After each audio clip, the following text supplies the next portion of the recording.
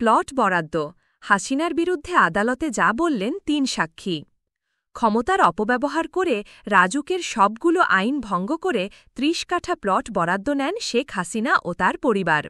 দুদকের মামলায় সাক্ষ্য গ্রহণের প্রথম দিনে একথা জানান দুদক কর্মকর্তারা।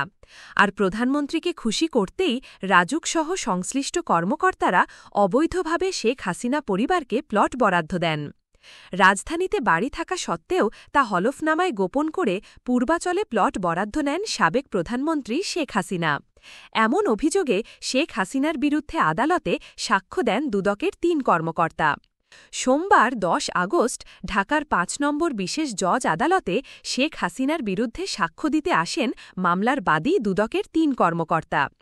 রাজুকসহ সংশ্লিষ্ট কর্মকর্তারা লাভবান হতে ও তৎকালীন প্রধানমন্ত্রীকে খুশি করতে অবৈধভাবে প্লট বরাদ্দ দেয় বলে সাক্ষ্য দেন তারা। পরে এ বিষয়ে দুদকের আইনজীবী সুলতান মাহমুদ বলেন, ক্ষমতার অপব্যবহার করে রাজুকের প্লট বরাদ্দের নীতিমালা লঙ্ঘন করেন ক্ষমতাচ্যুত প্রধানমন্ত্রী শেখ হাসিনা। আদালতকে বিষয়টি জানিয়েছেন সাক্ষীরা।